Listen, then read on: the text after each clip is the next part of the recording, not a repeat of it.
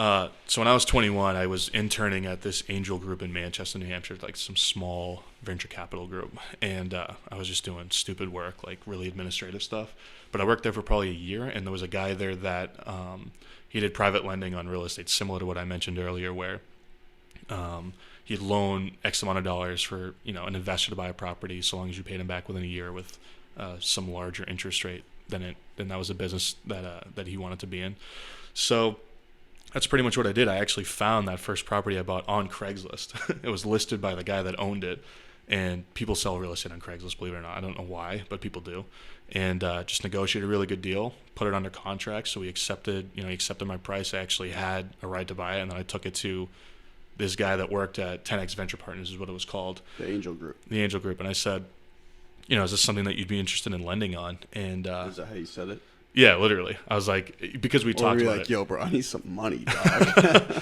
Yeah, he could see right through me. He knew that's what I was asking. But I basically said, hey, I got a great deal for a 3-unit property in Chester. Would you be interested in lending me money, and how would that work if it could happen? And since we had a prior relationship, it was a little bit easier than just going to someone that you barely know and asking for money. And the important thing with working with a private lender like that is, they have a first position like mortgage on the property. So like, let's say I have no idea what I'm doing and I drive the whole thing into the ground, then I just go broke and I can't pay. He can still take the property back. So he's got real collateral. So it's not, just a completely high risk proposition for like a private lender. But that's how he did it. And then he loaned the money and we went from there. So it worked out pretty well. Shouts out to that guy, man. Hi, this is Axel, and this is my golden hour. Oh God, what's going on? Where am I going? Dad? Yes, my son. I am Deuce, the deer god. I'm so confused. Who am I? Derek. Your true name is Darkules. Wait, what? Yes. You are Darkules, the god of the forest.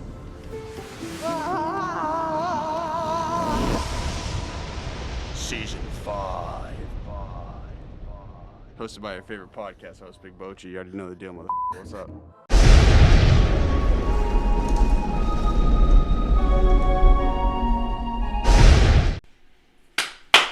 Double clap signifies the start of an episode. And before we begin, everyone relax. Relax. I got a couple of quick things I got to say. One, hi, this is Connor Hall of the Golden Hours podcast. And listen, if you by chance get any sort of value from this episode, whether you laugh, you're entertained, you get a little emotional, you learn something, dude, just share it with a friend.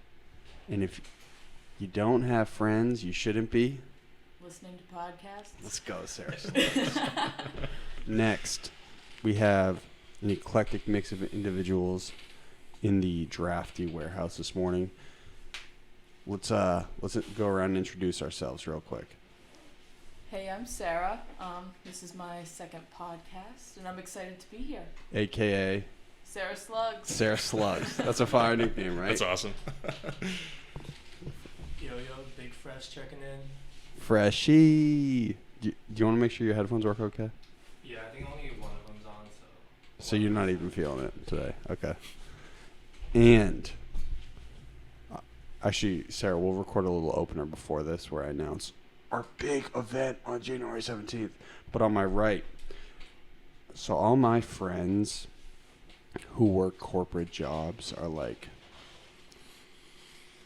real estate seems like, okay, dude, like if I'm going to work in like business, real estate seems like there's no ceiling to it. Like something like very glamorous about it.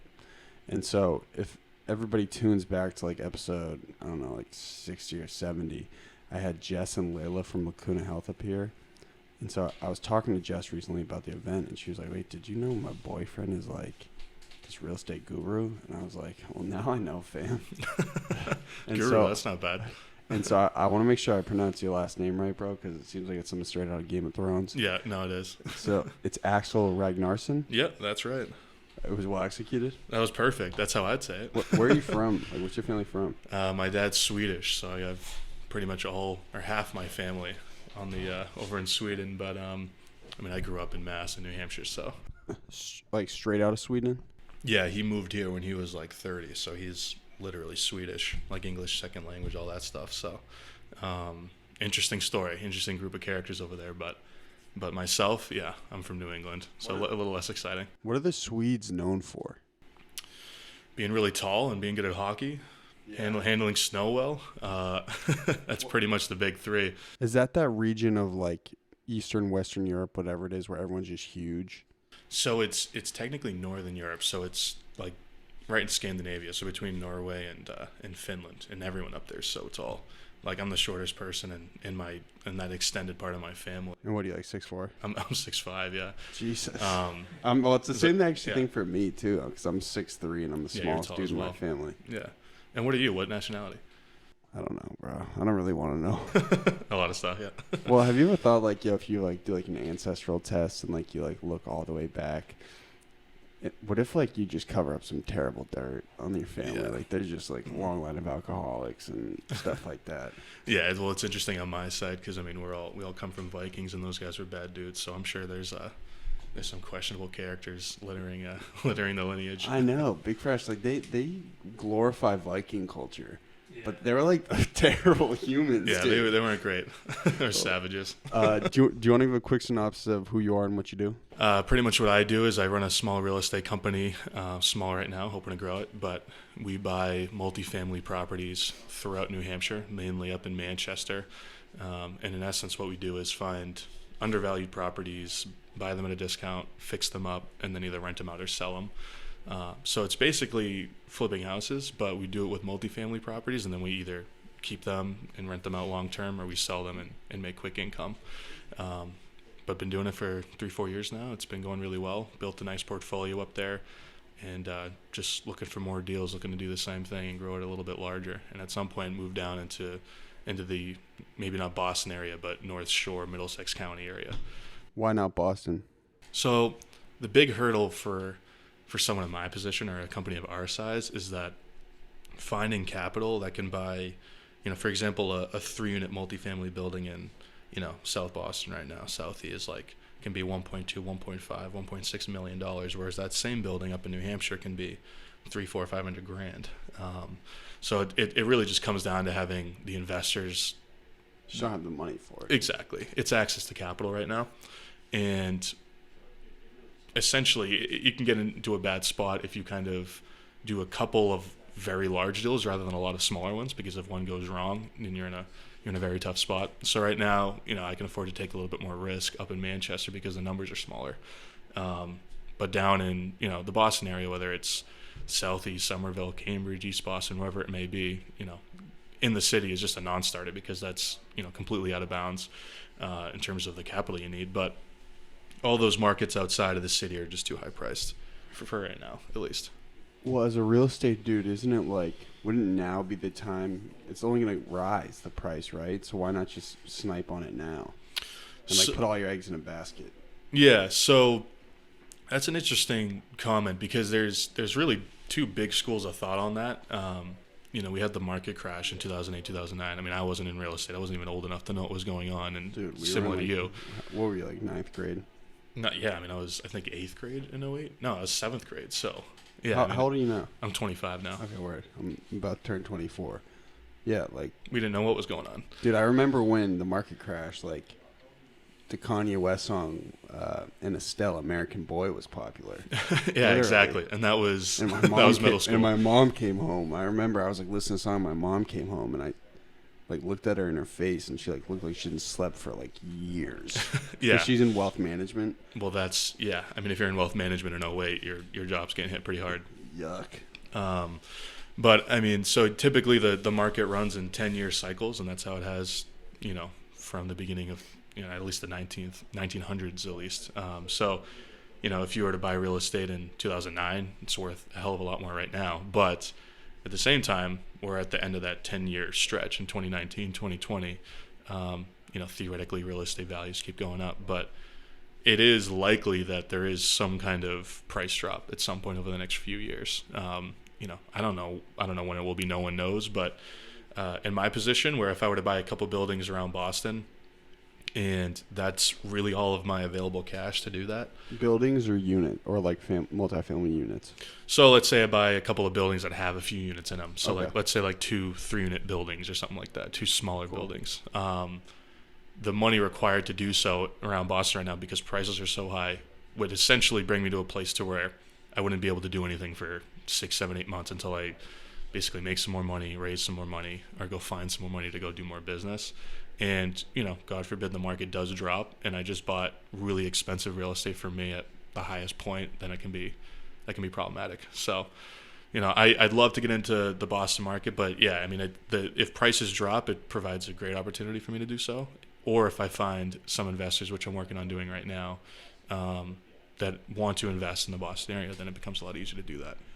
So again, when we run this today, can you just like work with me on just kind of understand? I'm just gonna make sure I try to clarify and simplify everything, just because real estate's kind of new to me. But when you say working with investors, you mean like you'll go reach out to a rich dude and say, hey man, look, I'm this young stud. I can tell you what properties are good risks, what we'll make money on. Do you want to go in on it with me? I don't have the money to buy this right now. Sure. So there's been 2 main sources where I've gotten money, so to speak, if you're going to keep it really high level. One way to do it is to borrow money from, like you're saying, a rich guy that's got, maybe he's a doctor, a lawyer, he's a former business person, he's got a lot of money in the bank, and he's sick of earning mediocre returns in like the stock market or something like that.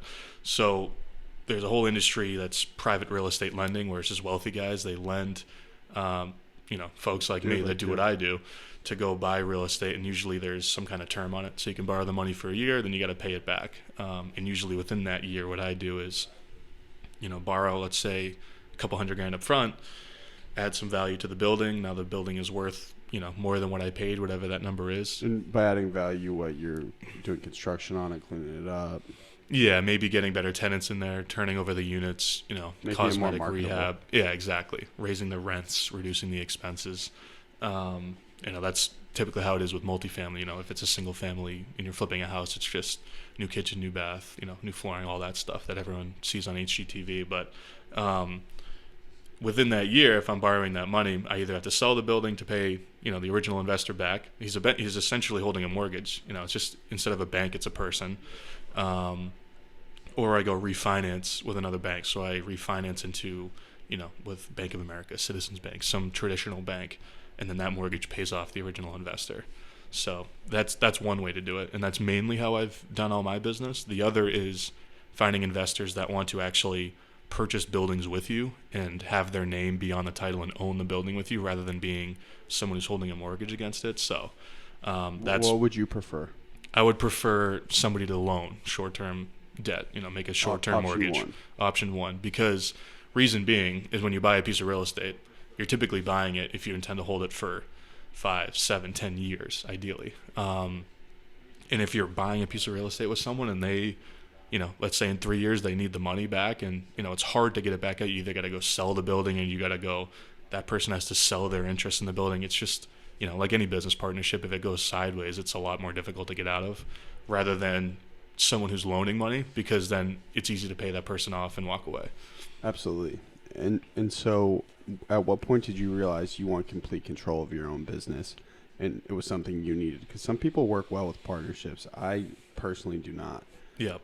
I mean, personally, like, I would say that realization, I guess, would, if that's the right word, came... The epiphany, yeah. Probably came... I probably own like 5, 6, 7 buildings in that range, and I remember trying to figure out how I could buy more and to continue scaling the business and growing the business, but I didn't have a lot of access to capital, and I was trying to find lenders that could do that, that option one, the ideal way of raising money, which is doing it versus in debt. And at that point, I realized that even if I wanted to raise money in terms of loans, I still needed some money in the bank to feel safe. So I partnered on a couple buildings with another investor up in the New Hampshire market. And what I found is that we just had completely different, we didn't talk it out enough going in. And there was some little stuff, like he wanted to do, for example, property management in this way. I wanted to do it in another way. We had different opinions on what kind of renovations we wanted to do to the units. And it was just way more stress than it was worth. And we both realized that, hey, it's probably not going to work out for each other. So we ended up selling those buildings and did okay. But I realized from there that unless I can really find someone that wants to do exactly what I'd like to do, it's probably not going to be worth it. I've yet to find that person. Especially at this size of your portfolio. But, I mean, once you get to a bigger point, you'll probably need to take on some help, right? Exactly. So, I mean, that's exactly right. So if I'm, since I'm operating on a very small scale right now, and small being, right now we own 40 units. Well, that's small for you, bro. Yeah. You're kind of bossing at our age, dog. You know that, right? Yeah, I mean, in terms of if you look at it relatively to people in real estate at 25 maybe, but in terms of other companies that are doing, things similar to what I'm doing, it might be small. But that is very accurate. And for where you want to get. Exactly. Yeah. I'm the same way. Yeah. How do you validate your own wins? That's a great question. Do you ever smell the roses? Like, yo, dude, I'm kind of doing well for myself at this age, or yo, I'm getting some good stuff done for myself. That's a good point. I think that for me, there's obviously a financial way to validate it, but there's also just in terms of like what I expect out of myself. I think that's probably the number one way that I would look at it. Right now financially, it's not like I'm living large. Right, I reinvest everything into the business and I'm at the point where I'm just trying to grow it to the size to where I can, hire a couple of people and actually get to, become a business owner rather than an investor, right? And actually run a large company rather than being so in the weeds. You love the grind though, right? Yeah. I mean, I love the grind. I love looking for buildings. I love doing that. And that's not something that I'll probably ever stop doing. The only thing that'll change is that the deals will get bigger. So it'll be looking for different deals rather than, smaller ones, for example, in New Hampshire. And that, comes back to that whole conversation about buying property in Boston. Obviously, those are larger deals. And that's what that's my personal, if I were to look at a path of growth, right, that's kind of the next step. But yeah, I mean, I do take time to smell the roses. And I think that it's important to do that because if you're constantly have your head down, right, it's hard to evaluate, one, where you are, and two, where you're even going. Sometimes you have to take a step back and ask, is the path I'm on where I want to be on? And that's one I did, whereas like I was so focused on buying real estate in New Hampshire that I just didn't even think about any other possible strategies for myself at the time. And I think like 6 months ago, I took a step back. I started doing a lot more networking in Boston to find people and doing real estate in Boston similar to what I do. And then kind of changed my strategy. And I think it's important to take a step back or take a higher level view. But I would say that, in terms of validation, I would say that's really just it's comparing to the benchmarks I set for myself, I guess. Do you write them down? Oh yeah, I mean, it's interesting. I have a few things that I have written down, and I actually just have it like on the background of my computer. I feel like that's the best reminder for anyone. All my shit on the back of my phone, dude. Same thing. Even better. You look at your your phone even more. But just a few of the large goals that I have. One being a real estate portfolio this size, and two being maybe hiring a couple of employees like full time. Are you comfortable with sharing the goals? Yeah, I can share them. Please. So one of them right now is owning 150 units of real estate within the next 5 years. Go, dude. Yeah, I mean that's a big one. Let's get it. Right now I'm at 40, right, and it's taken me 3-4 years to get to 40. But as you grow, obviously you grow faster. So I think that's pretty achievable. Two would be buy a 100-unit property in another state. That's a big one for me. One 100-unit property. One like large apartment It's complex. like a big like condo complex or something. Yeah. Yeah, Okay. like you're driving around, somewhere in the Midwest, and you see a large apartment community, right, where it's got a brand, it's got a name, This is Axel. Yeah, exactly. Elite. Right. Axel's Apartments. But like, I think that's a big goal for me because that's kind of the real next step for me is buying much, much larger deals like that with raising a lot of money. So I think that's something that I want to do over the next, I have this time frame of 5 years is how I look at everything. And then I try and break it down on like a yearly, basis. That's a skill because one thing I've realized in the past year, and mind you, like I usually evaluate my progress on a 6-month period. Yep. But you don't ever get impatient. I mean, we're close in age, dude. Like I need to make shit happen like ASAP. I always got to keep it moving. How do you just like? Yeah, playing the it's long really game here. tough. Yeah, It's fucking impossible, dude. So real estate, right, is like a get rich slow scheme, right? If everyone, it's not, at least in what I do, right? You can become like a real estate agent or a real estate broker, and you can make a lot of money year one, just transacting deals. You really hustle, you can make 6 figures year one starting from zero, right? That's possible. What I do is more, I'm like building long-term wealth, right? That's my goal, is to buy a lot of property, and then within 5 years it's worth double that, 10 years it's worth triple that, everything, as a high level, that's the goal. But I do fall into what you just mentioned, where there are times when I do a deal where I could sell it day one and make X amount of dollars, 30, 40, 50 grand or something like that. But I end up holding on to it because I know that my long-term goal, right, is to build a large portfolio that's just producing a ton of passive income. So you know what that looks like in your head? Yeah. So it's clear. You know exactly.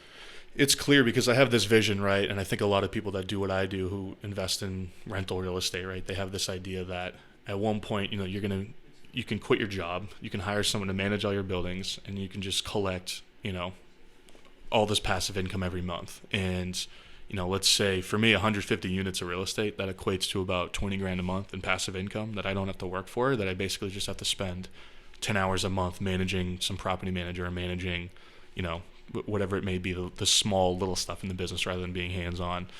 That's my goal, and I envision that as being really the end game for me, rather than making a ton of money on a yearly basis where I'm actively working for it. So that's how I keep that long-term vision in my head, because I imagine what that would be like, right? Where you bust your ass for 10 years and then all of a sudden you just have recurring revenue that you just never have to work for. Then you and Jess just headed to sandals. Yeah, right. Yeah, no, Jess is like, she wants it to happen faster. Yeah. Jess is a lot more focused on building something large today. Well, I told you I was on the phone with her. She's like, Yeah. I got like 2 minutes. I got a meeting with a client. I'm trying to close out the client. Yeah, and she's a lot more. She's just a much more energetic person than I am, and I think that's it speaks to her having really immediate, shorter term goals of making more money in the short term or building something a little bit more quickly. I think that if you were to equate the two, right, she's like a software startup raising a ton of money, and I'm a little bit more. I'm okay with taking a little bit longer to get to where I need to be, because I know that place is one where I'm not going to have to work and I'll be making a lot of money, instead of just having a business that I'm busting my ass in every single day just to make a dime. So that's how I keep that long-term view in play. Can we rewind? Can you elaborate on how this entire real estate thing started at college and kind of how things went down? Sure. So I used to, back in high school, early college, I used to flip cars. Like, I'd buy cars on Craigslist and then go resell them. No way. Yeah. So what? Like, I'd go, it was crazy. I had this system. Where did you grow up? I grew up in Manchester, New Hampshire, just some small town. It's right by it's south of Manchester, like 30 minutes south. Small town. Yeah, exactly. Yeah, there's nothing there, but nobody knows Chester. Except used cars. Exactly. Yeah, used cars and a lot of livestock. That's Chester, New Hampshire. Sounds like a blast. Yeah, right. Got out of there pretty quick. That's why you're a real estate psycho now. You're probably bored your whole life. Exactly. Yeah. So I used to do that. I made a little bit of money doing that. I used to always want to kind of level up from that, so to speak, and flip houses. We'll elaborate. So you were what, like 16, 17? You found out Craigslist. You'd find like a 1990 Prelude. And you'd be like, okay, that's like 2 G's. Then how would you evaluate how much you could sell it for? Yeah, dude, it's crazy. So it's actually a really simple system, and I think it would still work now. Yeah. If you need to make some extra money, like, really pay attention. I used to go on Craigslist, set the price parameters for like $5,000 to $10,000, and just look at all like the Fords, the Hyundais, the Toyotas, all like the name brand cars, and then whittle it down to the sedans. I'd have one tab open with all the listings, another tab with like Kelley Blue Book, and I'd just be comparing prices from like what they're asking to what it's worth or what it would typically sell for. And I'd just offer a bunch of cars. Like, every time I go do that, I'd make like 10, 15 calls. Finesse. Yeah, and then you get one every couple of weeks, make like make a grand here and there. Yeah, and it was a good business. 16? Yeah, I was like, so I was late high school. I was probably like 18, and then I did it early college, like 19, 20. So when this is going down at that age, did you realize, like, damn, I'm kind of good at this whole business thing. I kind of understand it. So I was like, I've never really had like a job. So it was, I've always tried to make money on the side doing stuff like that. I spent so much time on Craigslist growing up just flipping stuff. Cars was like the bigger item that actually made some good money, but. And you just love the game, right? I love the hustle of that, Yeah. It's so fun. Yeah. Dude, like when I was younger, something clicked in my brain, I was like, yeah, I kind of got this like hustle skill that a lot of people don't necessarily have my age, is I ran huge brackets, like these underground brackets Really? for like March Madness. That's awesome. And I would just hand grade the brackets. And so I would be getting all of this, like, I'd be getting all this insight from this other huge guy who ran a bracket. And I figured out all of his, what he charged per bracket, how much he was charging, what his price points were. And then I would just take all his clientele. Yeah, there you I was go. like, yo, bro, you get a better deal on my bracket. And so then his bracket starts getting fucked. And I was grading all of his clients' brackets, but similar. Similar, yeah. I mean, once you realize that you can just make a lot more money doing something outside of walking into an Corporate job. office, yeah, it's like it's hard to go back. What do your parents do? So they're both entrepreneurs. So my dad, he started a big wood chipping business, which is so random, but Mm-hmm. came over from Sweden, and then he started building wood grinders, and did really well at that. And then my mom, he met my mom at the same time, and she helped him grow it.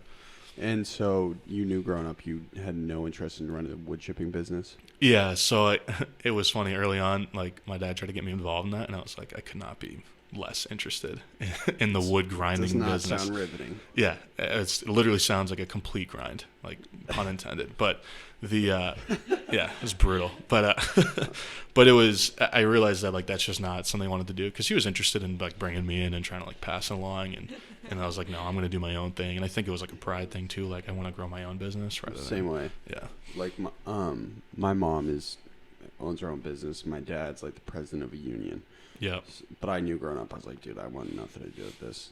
Are you at the age now where you realize you have certain similarities with your dad that you didn't know beforehand? Yeah, so I think I have a lot of similarities where, I mean, it just obviously entrepreneurial drive is a very broad like way to categorize it, but I think what he realized and what a lot of successful entrepreneurs and business people realize is that the sooner you can outsource some of the things you're doing, or either by hiring people or by forming a team with partners or whatever it may be, just the faster you get to where you want to be. And he was someone that, like, he always hired before he could afford the person he was hiring, because he knew that it would just help you grow a lot faster. And that's something that I've tried to do in my own business, right? Is I've been hiring people maybe before I can afford it, or just like right as I can afford it, and I'm spending, wasting no time, pushing myself to the limit or leveraging myself too far, because I think that once you get really good at managing people and like running a business where it's easy to plug and play people into certain roles and to do certain things, you just grow a lot faster. That's like probably the biggest thing I learned from him, outside of just the fact that, he just networked his ass off. He came over here, was like, just a tall Swede, and everyone was like, what's the deal with this guy, and wants to just talk to him and figure out his business. And he was just, that's the biggest thing he did early on, was just all the time he spent growing the business was typically spent either doing sales or just meeting key guys in his industry. So, I mean, I think that's kind of like the model that I'm following, or trying to follow at least. Outside of business, though, have you noticed any similarities between your pops at this age? Because I started realizing it like a couple months ago. I was like, damn, I'm like, now that I'm an adult. Yeah, you can see yourself kind of becoming your... Am I like Dave Jr.? I don't know. Yeah, right. This, man. It's funny. My dad's crazy. He's kind of off the wall. He's like an extraordinarily like intense, high energy guy. Let's go. Sounds yeah. like my kind of guy. Let's Yeah, go. he can't sit still for more than 5 seconds. My mom, on the other hand, is like very relaxed. I think I take part of that from my mom, right? You got that yin and that yang. Yeah, I'm a little bit more low key than my dad is, but yeah, there are a lot of things we're similar in. But it is kind of alarming, like you're saying. You're like, you look in the mirror and you're like, you can see it. Who is that guy? Yeah, exactly. Hey, Sarah Slugs, Big Fresh, any questions? Oh, I have a question. Okay, Sarah Slugs, let's hear it. Okay, so I know you bought your first house when you were 21. So how did you convince someone, or did you have the capital yourself, or how did you convince someone, hey, invest in me, a young person trying to buy a house? Yeah, and that's like really like one of the most important questions, is because people that want to buy real estate without a lot of money in the bank, they're like, whoa, where do I start? So when I was 21, I was interning at this angel group in Manchester, New Hampshire, like some small venture capital group. And I was just doing stupid work, like really administrative stuff.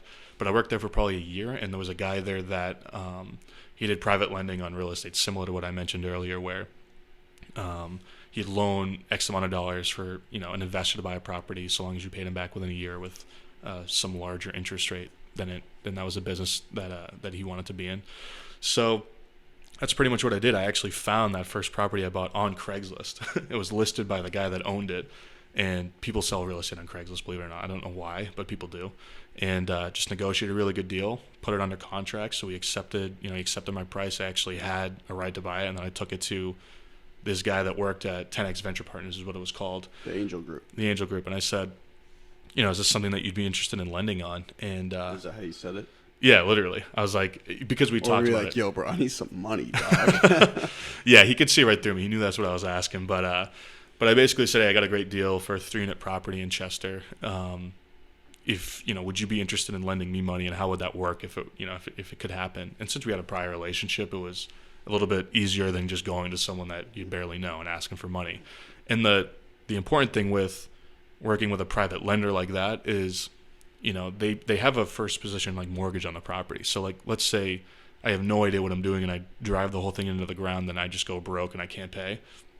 He can still take the property back. So he's got real collateral. So it's not, just a completely high risk proposition for like a private lender. But that's how he did it. And then he loaned the money and we went from there. So it worked out pretty well. Shouts out to that guy, man. Yeah, no, he's a good dude. I think he's still ended up in New Hampshire right now. I haven't worked with him for a very long time.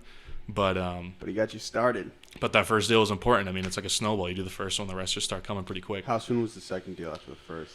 And so you're going to, like, what's that like? Like, you're going to class, and then you're like, dude, I got to go look at my property. Yeah, so I was How terrible was school? It was so I was a junior, and I was a junior at UNH, and that was pretty tough, like going to do work or meet contractors at the property, and like there's people who are 45, 50 years old living there, and I'm 21, and they're like, what's going on here? Like, do you own this place now? And what's up, buddy? Yeah, that conversation's weird. But it really wasn't that bad. I mean, everyone, like, this was a property. It was actually in Chester, which is a nice town, and the tenants were great. So it was like a really good first deal because there was no major problems with it. But after that, the next one came 6 months after. I bought my first one in February of 2016. The next one was, I believe it was August of 2016, so maybe like 6-7 months.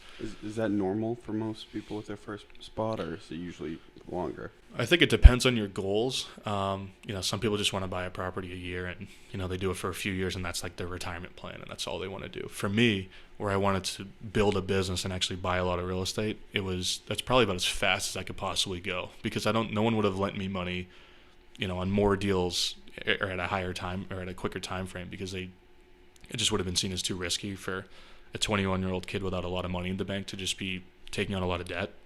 So I would say that was probably as fast as I could possibly even do it. Like, even if I wanted to do it faster, I don't think I could have. That's wicked quick, dude. Yeah. I mean, it was, for a 21-year-old kid, it was pretty quick. Buying 3 units in February, and then it was another 3-unit building, buying another 3 units like 6 months later. The fact that, there was a lot of debt kind of on my balance sheet, but obviously it was backed by real estate, so it was, on paper, it makes a lot of sense, but it's hard to convince the psychology of like a private investor to keep lending a young kid money before he, can show that he knows how to handle multiple buildings. Yeah. So at what age were you, or at what point were you like, yo, bro, I'm kind of nice at this, so I kind of know what I'm doing? Yeah. I mean, I would say that was right around the end of college for me. Like, in the senior year, I had bought a few more buildings. I think I graduated with 4, and it was right around like 10 units. So it wasn't a lot, but it was. And all your friends were going to go work at like KPMG or EY? Yeah, they were, taking the business development role jobs, and I thought about going that route. I was like, oh God, never, Axel. Come on, bro. I look back, and it's yeah, I should have had that reaction, but in the moment, the fear for me was like, there's a pressure at that time, like, yo, get the corporate job, do this. Yeah, and there's the pressure too, and then there's the security of having that income, at least short term, and just having a salaried paycheck coming in, where I wasn't making enough money doing what I was doing at the time in order to go full time. So I was like really in a limbo to where I was like, okay, should I get the job or should I try and go full time doing this? What ended up happening was I started doing side work as a real estate agent to make just some immediate income. And then I tried to quickly build a portfolio to a point where I could do that full time and actually make that business happen. So that's the route that I did go. And it worked out. So, but I was really close to taking that job, especially because in real estate, it's hard to get bank loans. It's hard to get loans from the traditional lenders without like a consistent income, without a, you can't show them a pay stub from your rental real estate because it's a little bit more abstract. Well, there's no way around it. Like, the way you start is like the only way you can start. Is like you Yeah. just have to take the steps that you took, right? Yeah, exactly. How do you get started in real estate for the stupid consumer like myself? Go. So if you want to start buying property and you don't have a lot of money or experience, the first thing that you have to do is, one, get a little knowledge, right? I mean, you read a couple books, figure out how to actually run a property once you get it, and then just start networking with people that have the money. That was the first, that was my largest focus initially, was finding the people who had the money, that knew what real estate private lending was, and then just convincing them to lend it to me. That's the first thing I did, and that enabled me to actually move on a property once I found what I wanted to buy, is having that lined up. So step one, find the money. Yeah. Step two, make the sales pitch. Yeah. Close the sales pitch. What's step three? So step three is finding good deals. You can't just go on Zillow and buy the first deal you find, because usually those deals aren't great. So you have to figure out how to go off market typically to find a good deal. For me, it was Craigslist. That's how I did my first couple. There's a number of ways to do that. You can call sellers. You can go the classic sales route and do prospecting, reach out to owners of buildings that you might want to buy. And if you are going to do it, if you are going to build, buy a building that is listed with an agent that everybody can see in the public, then you're going to need to make sure that you have a great agent, or you yourself are a great agent and can negotiate a really good price. And you have to be patient in order to find a good deal, because buying a bad deal as your first deal, you can't even get started. Yeah, you're basically setting yourself back a catastrophic amount of time. So make sure you buy a really good deal and have the funding lined up. It's kind of step 1 and 2. I think you need to get sponsored by Craigslist, bro. Yeah, I know. Craigslist has been getting dropped a lot, but it's crazy. You can make a lot of money on Craigslist. I still have ads on Craigslist that I put up like every 7 days that just say, "I'll buy your multifamily property," and I get people that call me off of that stuff, and it's crazy. So you are currently managing 40 properties. Yep. How do you market your business? So something that I've been doing a lot recently, actually, and A little LinkedIn post? yeah, In there? yeah, a little I got you LinkedIn up there on post. LinkedIn. Yeah, exactly. LinkedIn's been big for me. Something a little bit more unique that I've been doing recently is I do a lot of direct mail to property owners. So in terms of growing the business, as in I need to buy more properties and manage more buildings. Like print mail, like an envelope. Like they get a postcard in their actual mailbox saying, "Hi, my name's Axel Ragnarrson. I'd like to talk to you And about it's just potentially your selling your face. property." Yeah, it's like my face and a bunch of dollar signs, right? And it just gets them to call me. So It's that marketer. yeah, so that's nothing new to like real estate. I mean, that's a pretty standard form of marketing for people in real estate. But that's one way of just going right to the seller and finding good deals. Other ways I'm doing right now is I actually have an intern up at UNH, great kid. What's his name? His name's Isaiah. Shout out to Isaiah. Shout out to Isaiah. Yeah, he's doing a lot of off-market prospecting through email for me right now. So he basically finds what entity owns the property, does some research, finds the email of the guy that owns the LLC that owns the property, basically does some research and finds an email address to contact a seller. And then he just sends out emails, and he does, a number of them each week, just traditional sales follow-up. And not a lot of people take the time to do that, like in the business that I'm in.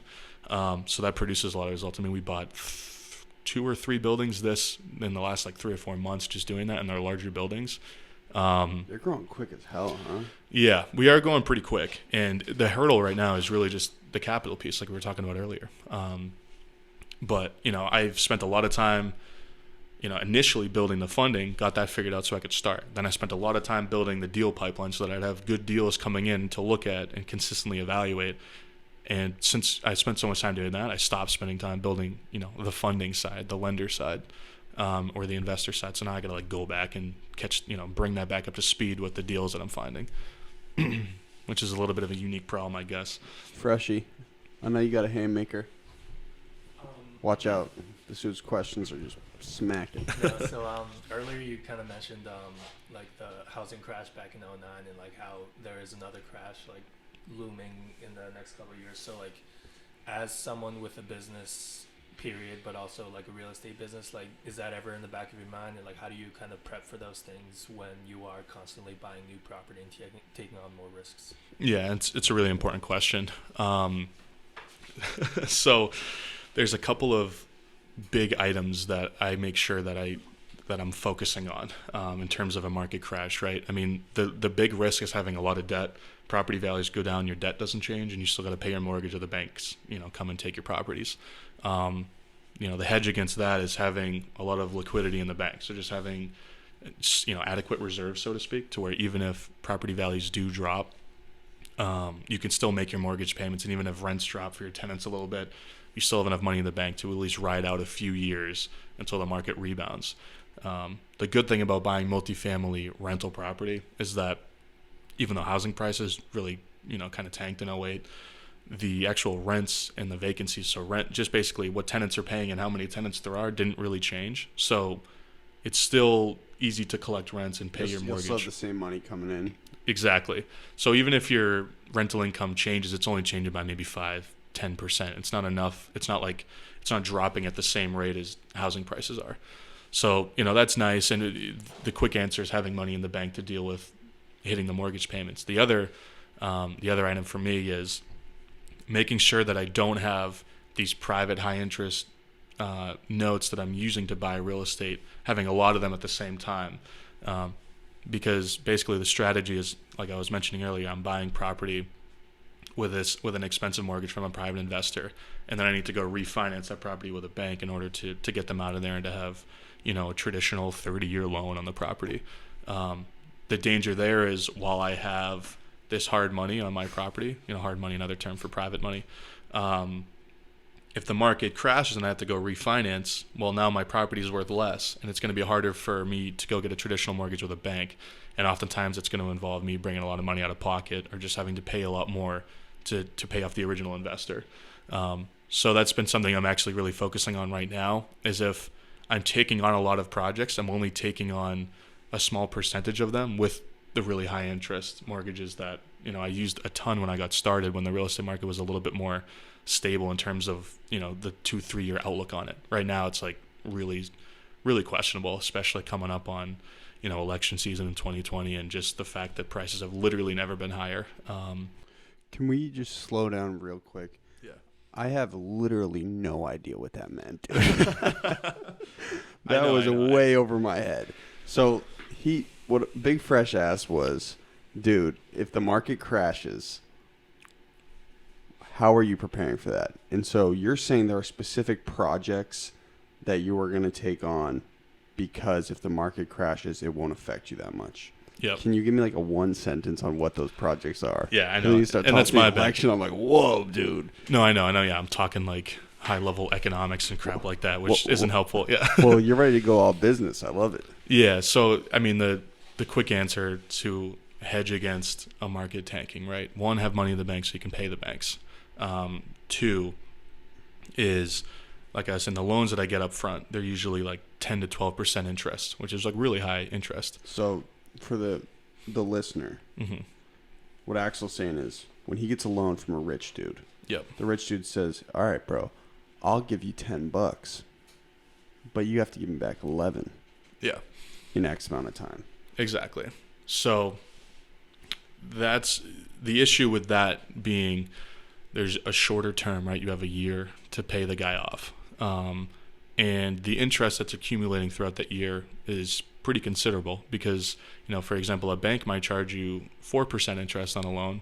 A private guy, because it's a little riskier and, it's a guy, not a bank, right? He's going to charge you 10 to 12%. So you're paying a lot more in interest. And the issue there is that, for example, and maybe I use numbers, right? I buy a property for $200,000 and I have a loan for $180,000 and I come up with the other 20. That 180 is really expensive, right? My interest payments every month are pretty high on that comparatively you to have for to pay a bank. Monthly. Yeah, so I pay monthly. Now, I buy a $200,000 property that's worth $250,000. I found a good deal, and then I go to the bank and say, "Hey, my place is worth $250,000. Can you give me a loan on it?" And they say, "Sure, we can give you a loan of $180,000." And now I pay off the original investor, and now I just own the place. So the issue there is, let's say I buy the place for $200,000, I owe the guy $180,000, and then the market crashes, and now the property is worth $150,000 or something like that. And now, if I want to pay this investor off, I have to come up with $30,000 out of my own pocket to go pay him off. Yeah, I and get if you have a few properties like that at the same time, and it's just a lot of money. yeah, that means you got to come up with a lot of money. So something that I've been doing is, if I'm going to be doing deals like that with a private investor with really expensive debt, like a really high interest mortgage, I'll only make sure I'm doing a couple at a time. And if I'm going to do more deals at the same time, I'm going to make sure I just buy them up front with, bank financing that's really, 4% really long term, and that's easy to take care of if the market were to tank. Got it. Big Fresh makes sense. What is your day-to-day like? Like, when you wake up, what do you do? You're fully self-employed. I'm sure a lot of your friends want to be the same way. A lot of my friends are jealous of like my day-to-day as well. But you wake up, what time, what goes on throughout the day, and when do you pack it up? Yeah, so that's the toughest part about being self-employed, is like keeping yourself motivated and really understanding what you need to be doing And all accountability. day. Exactly, accountability being the biggest. So, I don't know, I get up at 7 a.m. I'm not up like 5 a.m. like a lot of these like really crazy entrepreneurs are, right? I get up at 7, and my goal on a day-to-day basis is to do a couple things that move the needle, so to speak. Yo, who taught you that? I must have read it somewhere. I don't know, but I learned that I'm the same way. I have 5 Yeah. things every day I write down that I have to get done. Yeah. I learned from a podcast called the MFCEO Project. Have you Oh, heard of is with that? Andy I Frisella? was gonna say that's Andy Frisella. I see his Instagram all the time. Yeah, that he guy's has- a boss. He has something called the Power List, and he's like, write down 5 things that if you get them done, you'll be moving forward. Yeah. So let's go, bro. That's great. Yeah. That's Shouts sweet. out to Daily Progress. Yeah, I should up mine to 5. I'm saying just a couple, but What do you do, 3? yeah. So I usually have like 3 big things, and usually they're all surrounding the growth of the business rather than like the maintenance of the business, so to speak. So what's today's? So, for example, today, I have a few large buckets, right? I have like networking with people that, that are Have in money. the industry, right? Either have money or that currently own real estate, or like you, right? Someone that's talking to a lot of entrepreneurs in the area that I'm working in. Cool. So, right, this checks off that box. So like you wrote down network with people. Yeah. So, and that can be like a phone call with someone that connects with me on like LinkedIn, or it could be me just get on the biggest podcast in Boston, man. Yeah, exactly. Or it's it's any number of things. But for example, one is just maintaining connections with the people in my industry, because real estate specifically is an industry where your, for lack of a better word, status really does get you deals and get you money. So that's like It's all number about one. reputation, yeah. Exactly. Number 2, do some kind of sales related task to bring more leads in. For example, today I'm finalizing the next step on a direct mail campaign. So I'm going to be sending out like 600 letters in a couple of weeks. And who's that with, like an outsourced marketer, or are you doing with someone specifically? It's actually a Boston-based company that's called Open Letter Marketing. It's a Is it effective, the marketing? It is, yeah. It actually does. It's effective in that you send out 1,000 pieces of mail, you get 10 calls, and for every 10 calls, maybe you get 1 deal. But that 1 deal pays 10x is the cost of the what it costs you to do that marketing run. So there's a positive ROI on the marketing. Yeah. And for me, it's a pretty core way to grow the business. And why not social though instead? So what I found is that, like, When for we example, say social, we mean like, why is Axel sending letters to people instead of just being active on social media? so it's interesting, right? If you were to look at, for lack of a better word, like my customer, right? If I'm a business and I'm just looking at who my customer is, aka like the person that I want to reach and talk to, is typically an older person that owns property in New Hampshire, right? It's hard to reach those people on social media. Like, really the only way to do Facebook, maybe. It would be, you'd have to figure out a way to target Facebook ads to people that specifically own multifamily properties, which is such a small like subset that Can it you can figure be out the difficult. psychographics of these people, like all the people who have multifamily properties also like trucking or landscaping? It's probably possible, yeah. I would say that there's definitely, like Home Depot would be like an off the cuff one, right? Like these Yeah. people are going to Home Depot to buy supplies all the time. Like, Exactly. that could be one. They also, like, what do people in New Hampshire like? Yeah, right. Such a mixed Just- basket up there, just dog. beer and shoveling, like, Just like tractors and like yeah, granite. Like, I don't know. It's incest. It's a joke. yeah, It's I'm a like, joke, guys. But yeah, I mean it is tough though. I mean it's hard to find those people because it's such a small subset. I'm sure there is a way, like you're saying. I just haven't explored it. One of my biggest weaknesses is like Facebook ads or Google ads or stuff like that. That's just really never something I've done, and I know that there's value in being good at that. So I probably should put more time into it. But no one's judging you, bro. It's okay. yeah, right. I mean, like when I'm like the direct mail, it's old school, but it works. If you know, it works, it then- produces results. And then, you know, for example, that's something I'm doing today. The other thing I'm doing today is following up with like, I believe 20 sellers over email, which I sent out like last week. Basically, just doing activity. Yeah, it's brutal, but just doing either follow up or like prospecting tasks that brings leads in. The thing that I try and limit from happening is spending so much time maintaining the existing business, whether that's like talking to property managers, talking to the insurance guy, talking to, you know, the city inspectors, just talking to people that don't add, like they're not growing the business. And, how do you assess like what's going to grow the business? That was something like 5-6 months ago with everything I do, like figuring out exactly what's going to move you forward. Is that tough for you sometimes? It's tough because one, it's just really hard to pull yourself out of what you have to do day to day. I mean, it's just like that's probably the hardest thing any like business owner's doing. You know, something that I did was like over a week stretch, I just wrote down like everything I did, like literally throughout the day. I'd write down like emailed with like insurance broker or like spoke with investor, like all just so many different things. And I just started writing next to some things like this is not producing revenue for me. This is not growing the business. And then I would circle the things that were, and then I made those like that big 3 that we were talking about. You know, maybe you made those your big 5. Like, this is what I need to be doing. I need to make sure I'm doing at least some of these every day. And then the next step for that was I just tried to hire people to do the stuff that wasn't adding value. You know, Get it? yeah. And what time do you normally go to bed?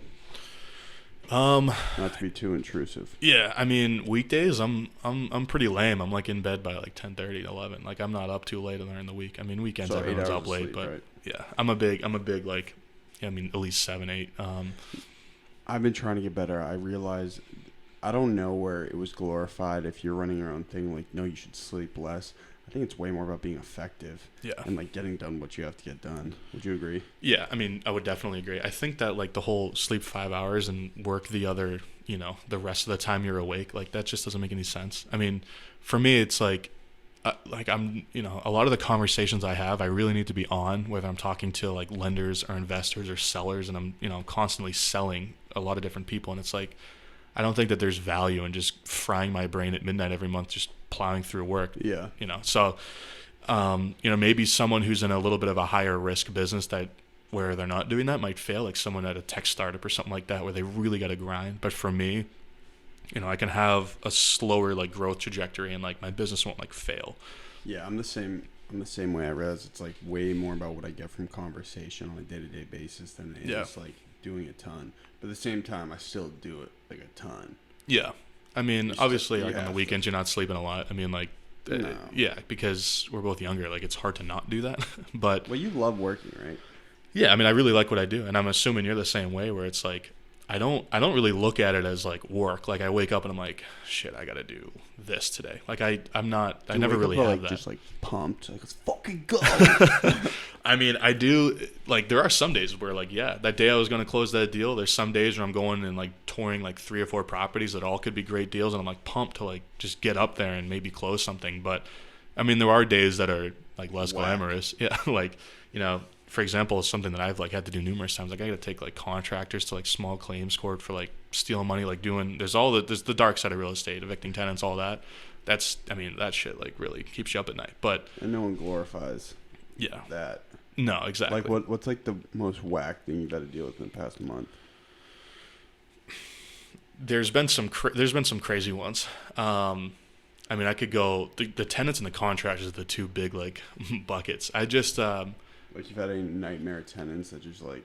yeah, I don't know how I can go like deep on, not like deep time wise, but just like Go ahead. it's not like graphic, but like I had a tenant that up in Manchester, like really downtown. It was like a questionable area, and I just shouldn't have bought the building there. But I had to evict a tenant up there that for some reason he just kept getting high, and he'd go out on the back steps, which is like bordering the road, and he would just like take a crap like every day. And like, think about how crazy that is. He And would take a shit on his back porch. yeah, and there's other tenants in the building. And when you say high, like what, on heroin or like I don't know. some Yeah, sort of dope? I would assume. So like that was like I've never had to evict someone for anything that wasn't like just not paying rent, which is really straightforward. But it got to the point where Sarah's cringing. how crazy is that? Yeah, I mean it's Jeez. yeah. So How'd I you had find out?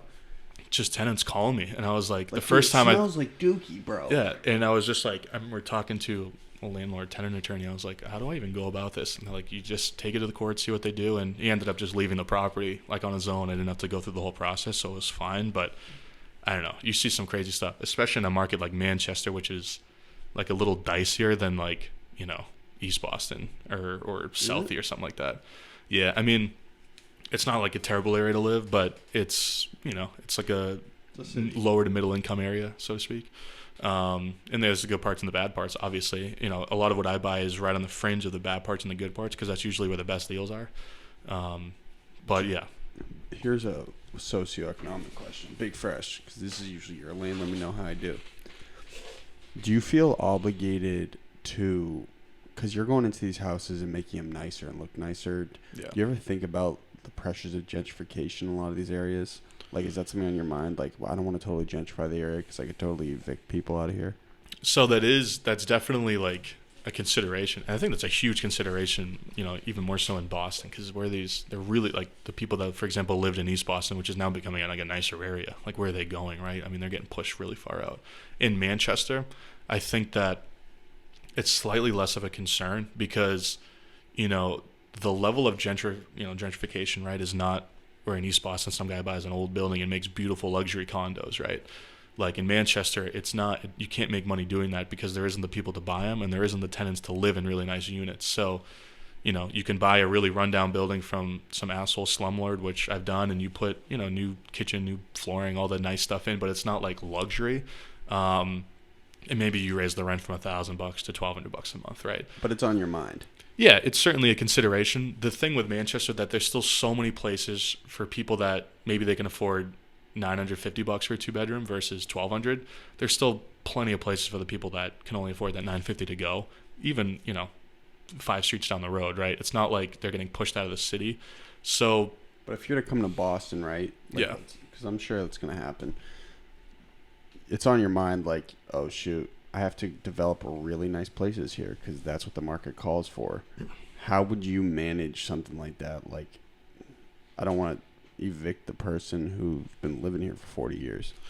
Yeah, I mean, that's really just like the conundrum of like people that do what I do. It's like a huge question and it's hard to answer. And it's really just like, you know, an ethics question, I guess. Like, some people have no problem. They buy the, you know, the 3-unit building that they're going to turn into nice condos or something. And, you know, they just give everyone notice to vacate, and that's just how they operate. I would say that, you know, in Mass, it's just specifically Mass, it's a lot harder to do that because the landlord-tenant laws are like really favor the tenant in Mass. So like tenants can stay longer. They have a little bit more power. They have more time to find like a new place.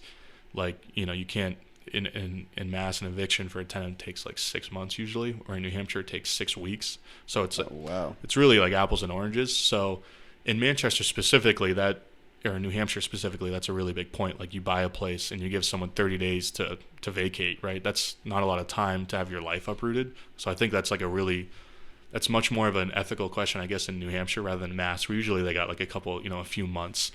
But it's just happening at such a rapid rate here because everyone who was living in traditionally tougher neighborhoods in Boston, like Roxbury or Mattapan, even that rent is so high. I think median rent in Boston is now like $1,750, $1,800. Yeah, it's high. It's really high. Yeah, it's really high. And so they all have to move to Brockton. Yeah. Now all these people in Brockton are pissed because now the housing price is rising in Brockton. Now they all have to move to Randolph, and after Randolph, like, yeah, you're just so far you're from like the Cape city. Cod, bro. Yeah, exactly. I mean, it's like one of those things where it's really just hard to avoid it because the people that are doing those projects, I mean, they're making money, right? It's hard to tell people capitalist, man. Yeah, it's hard to tell people to not make money. I would say that the way you counter that is what Boston does in a lot of ways, where they have all the affordable housing like regulations. Like, if you're building a new building, like a certain percentage have to be at like the median rent so they're affordable.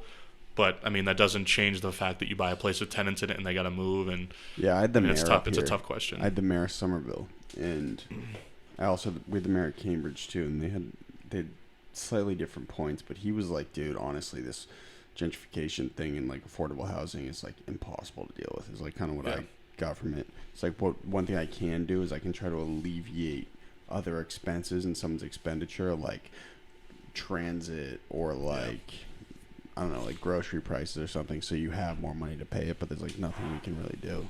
I mean, that's a good point, because I know that a lot of, at least up in New Hampshire, and I'm sure there's programs down in Mass where like there's, for example, like most tenants pay heat, like you have a separate, gas meter for your unit up, or I mean just most places around here, whether it's Mass, New Hampshire. And that's like obviously one of your biggest costs outside of rent every year is like paying your heating bill. Like there's so many programs in New Hampshire that subsidize like tenants' heating bills, or subsidize just their utility usage. So that's like probably what he's talking about. And I mean, that's really the answer is, the rent is really hard to change outside of like rent control, which is like really invasive. And it's like the jury's out on whether or not that works, I guess. But yeah, I would say they kind of are hitting the nail on the head. Like Boston's a really desirable place to live. All the mayors of, the mayor of Somerville, the mayor of Cambridge, all the politicians in the area, they want people to come live in Boston, and they want to drive commerce to their city too. Yeah, and it's like you're stepping on your own foot, so to speak. Yeah. Okay, hey, shout out to Harry Varenis. I owe him a shout. He sent me a bunch of questions. Can you answer these ones? Answer whatever question I'm about to ask somewhat quick. Yeah, quick. I can do quick. Because we'll cut up for some content. Do you have it there, Sarah? Harry's a kid I went to college with, and he has a different position than you. He said he's a glorified real estate broker or real estate agent, whatever that means. Okay. But I know he buys properties too. Yeah, maybe does both. But he reminds me a lot of you, honestly. Yeah. But Harry, you might be a little more gritty, and Axel might be a little more polite. That's what I'll say. Shout out to Harry. That's my dog. So he wants to know, have you ever used seller financing to buy a deal? And what's your biggest piece of advice for someone who's buying a property with seller financing? Did we already answer that? Not really. I don't think specifically to seller financing. Okay, Harry. Let's go, baby. It's a good question. It's one of the easiest ways to buy real estate without your own money. I bought a 6-unit property in Manchester with seller financing, and it was like one of the best deals I've done. I would say that like the things to look out for if you're buying a property with seller financing is make sure that the term on the loan is long enough to where you have time to go find another lender. Like if you were to buy with seller financing and you only had a year, it was like a year term, and you had to either sell the place or go find another lender within that year, and you might start getting stressed out towards the back end of that, especially if you can't find another lender. So I would say make sure the term is long, make sure the interest isn't too high, and I would say outside of that, it's a really great strategy. Nice. Okay. So, any more questions? Big Fresh, you learned some stuff about real estate? Because Big Fresh been thinking about maybe getting a little spot himself. Yeah. It's a great business. So, let me just ask this real quick. If I want to go get a spot, right? How much money do I need? Give me one number. In Boston. If you want to live in it, you need 3.5% down. That's kind of the minimum amount. If you want to live in the property. Like in my bank account, I'm looking at the number. What do I need? Let's use Somerville as an example. You're going to spend, if you're going to buy a condo, $600,000, you probably need, 30, 40 grand in the bank. Okay. Any larger than that number goes up, but you need 3.5% of whatever property you're buying if you're going to live in it. It's called FHA. It's like a loan program, but not too much. And if I want to go buy a property and like be a guy like you, like own and operate and manage the company, how much? Assuming you can find a lender that can lend you most of a purchase price of a property, I mean, start with 20, 30 grand, cover your ass. That's what Harry was saying too, like 20, 30 G's. If you had like 50 G's, you can make something happen, kind of. Yeah. I mean, you can with less, but you just got to find people with money to partner with you. Got it. Okay. So, before we segue the closing segment of the show, thanks, man. Yeah, absolutely, man. This was sweet. Yeah, this was awesome. Let's go, dude. That's how we get it popping. Yeah. But I want everyone to know, man, in conjunction with the rest of the Golden Deer team, are throwing an event on January 17th called GDP Hustle, where guys like Axel, I'm going to make my crazy sales pitch to Axel after we get off this, but we've had a bunch of Boston-based brands, startups, and companies on the show. And sometime this summer I realized, it is impossible to meet people if you're grinding 24/7. And it's kind of like the most important thing if you want to build something. You need to meet more people. You need to network with more people. So we're having everyone come to our studio, the Warehouse 11. They're coming and setting up tables, marketing themselves. There's going to be free booze. So get loose. Who doesn't love that? No, that's going to get everyone there. Yeah. Let's go. Easy. Come. You're going to get a table just like this. Bring whatever you want. Sell whatever you want. We're going to have a live pitch competition, right? How about that? That's Curveball. awesome. Yeah. I'm going to be like this in podcast format, except we're going to move it out there.